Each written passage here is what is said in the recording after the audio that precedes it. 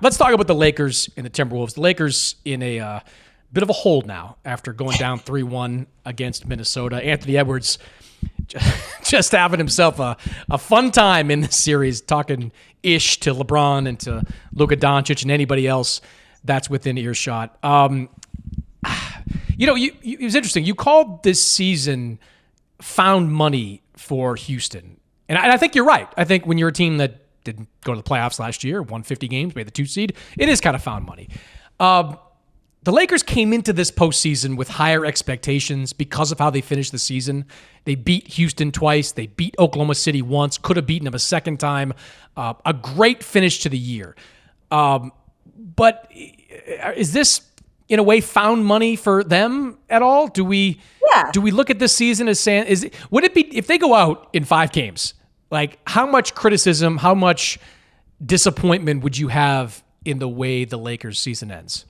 If I'm a Lakers fan, I am nothing but happy. I'm happy if they lose, if they have to lose this. Obviously, no one's happy when you lose a playoff series, but if they end up losing this series and it's in 5 or 6, I'm like, you know what? My team is set up for the next decade. If they go on and they reach the conference finals, you can feel like, man, this is exciting. And also my team is set up for the next decade. They made this trade when they were offered a generational superstar at an insane discount. And the answer when somebody offers you that is you say, yes, please. Thank you very much. And yes, it left holes in their team that made them vulnerable in the playoffs. And they knew it. You knew it. I knew it. Every Laker fan who is honest with themselves knew it. And by the way, we didn't just know it going into the postseason.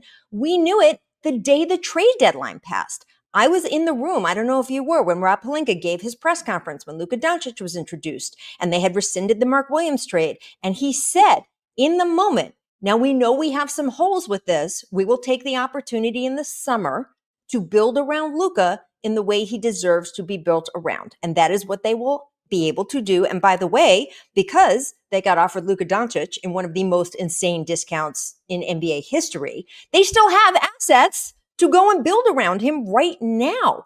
I mean, it is remarkable. There's already reporting out there, by the way, that LeBron intends to take less money so they can continue to build around Luka even more. What free agent isn't going to come play in Los Angeles with Luka Doncic and LeBron James? I just feel like anything that happens with the Lakers right now, you're happy. You got Luka Doncic literally falling into your lap in a way you could not have imagined even on February 1st of this year. That was not that long ago. And you just take the win, the loss, whatever it is. You say, thank you very much. You go home to your off season. You polish up your Luka jersey that you're going to be able to wear for the next 10 seasons. I think anyone in LA, I know they want more wins out of the series. I like being in the Staples Center when it's happened, so I hope the series continues. It's been a good series so far, but there's no Lakers fan who should be disappointed if they lose in the first round. I just think they're in such good shape going forward. Yeah, I'm with you. I bought in to the Lakers as a conference contender largely based on the way the season ended. By the way, they could be. Yeah. They could be. By the way, this game, look, I know the Wolves are up 3-1 and they deserve to be up 3-1 and they played well enough and Ant has been tremendous and he took that series in that game. And I think we will remember this particular game and this series if they go on to win it as one of Ant's sort of coming out moments in a series of them. But the Lakers could have easily have won that game also, game 4. So let's not pretend that if they lose this series in 5 games or 6 games, they couldn't have possibly gone to the conference finals with the way the draw is. They just didn't. And that's okay because they're going to get better this summer. Yeah, and the Lakers are also a victim of a 3-6 or 2-7. All those matchups are not what they traditionally are. Like in the Eastern Conference, you're getting more traditional 3-6, 2-7 types of matchups and outcomes. In the Western Conference, the 2 team gets Steph and the Warriors. The 3 team gets the team that went to the conference finals last year, led by Anthony Edwards, one of the best players in basketball. So, yeah, I agree with it, most of what you said there. Like it's everything they've accomplished this season, or they do accomplish this season, is found money. It's just free stuff because what they're trying to do there is based on what they're going to do this summer to build around Luka, get themselves a center. I think this postseason has proven that Jackson Hayes ain't it. Like whether it's Mark Williams or somebody else, you've got to get somebody that can play the Derek Lively, Daniel Gafford role opposite Luka Doncic. I did think it was interesting, JJ Redick playing all 5 of his starters the entire second half last game. What'd you think of that? I thought that was super interesting. And JJ actually doubled down on that after practice today.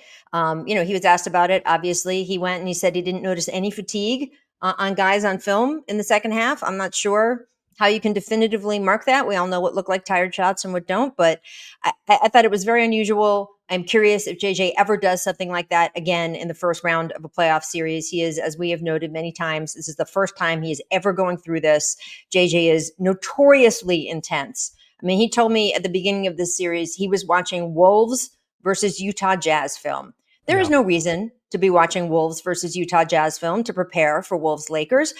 The Wolves were tanking. I mean, the Jazz were tanking. This was not the way that they were being defended in a way to study anything, but JJ is intense. And I can see him at halftime, which is apparently what happened. Him, them agreeing, we're going to play the rest of the way. You don't have to do that. You shouldn't do that when you're playing your second game in 3 days with a veteran team, especially with a guy like LeBron James on your team. But, as we said, JJ is a first-time coach. Do I think it's the reason they lost the game? No. Do I think they could have won the game? Yes. I just don't think we'll see it again from him. Do you? No. I'm envisioning JJ in the locker room at halftime doing the Denzel Washington or Remember the Titans. Like, you're going to play both sides, both ways. Sunshine. Sunshine. You're going to play both ways. Like, I don't know, like with a 40-year-old superstar and a guy like Luka that in some ways is still trying to get all the way back and get comfortable in that situation, I might have tapped the bench a little bit. I think he probably would too if he had to do it all over again. Can I ask you a question defensively though about Luka? So, our buddy Zach Lowe went on a little bit of a rant today about, defensively, can you get your act together defensively? We saw, of course, Brian Windhorst do that notoriously last season. And it has been a little bit of what the Nico group has hung their hat on. Defense wins championships. Look, when this guy is pressed, he isn't playing defense as hard as he could.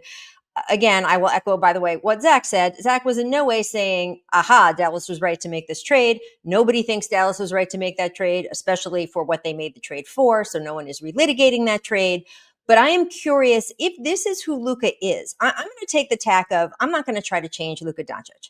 Luka Doncic is a super, super, super duper star. What he does do, let's take away if this is it, if this is as mature as he gets, if he always argues a little bit with officials too much, if he always plays it a little fast and loose on defense too much, I am okay with that. I'm going to have that guy on my team. But what do you need to do around him aside from at the center position, the way you talked about? What do you need to do this summer or in the coming years to make sure that liability is accounted for on the Lakers? What would you do? Exactly what Dallas did and the Lakers have done to some degree. 3-and-D guys, versatile defenders, guys you can put out there that enable you to hide Luka as best you can. I saw Zach's rant and it kind of made me smile a little bit. And Zach made sure to double back on, the idea that you still don't do the trade, like you said. And if you do it, you open it up to the rest of the league so you can get 112, first round draft picks.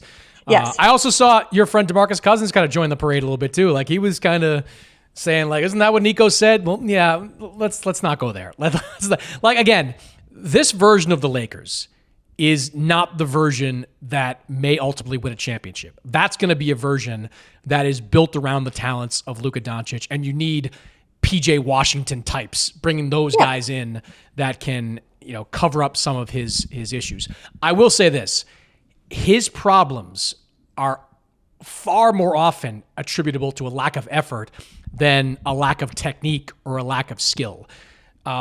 He did some things in Game 4, and I was watching, and like when there was a kind of a bit of a ball spraying around a little bit, and the Lakers are scrambling defensively, Luka doesn't really scramble as much as he kind of points at guys and tells them where to go. Like you see that?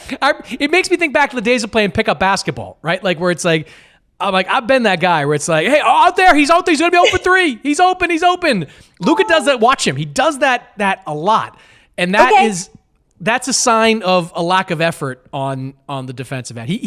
Rachel, he can't be that guy. Like, I think it was Mark Dagnall that brought this up during one of the Oklahoma City games before or after one of those games.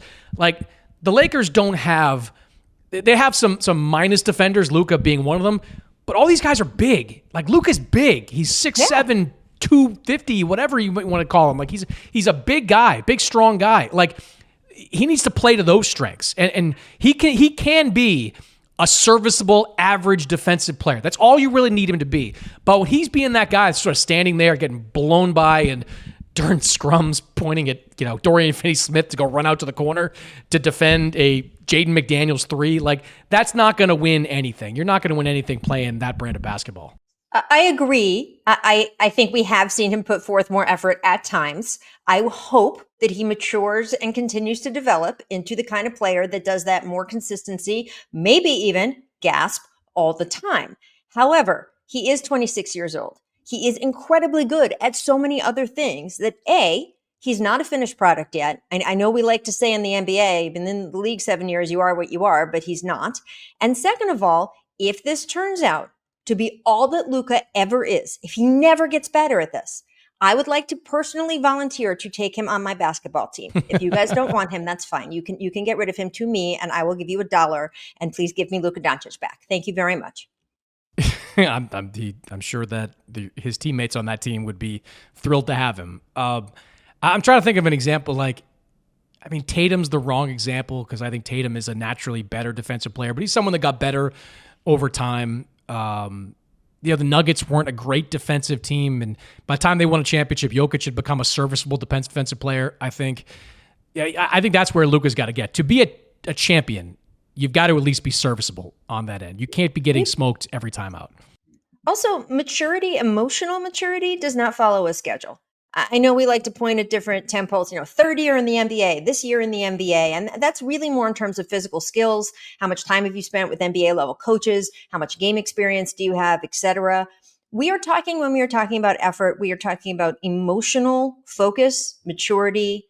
I think that kind of thing can develop at different people at different ages. I don't know what you were like at 26 years old. I don't know what most people out there watching or listening were like at 26 years old.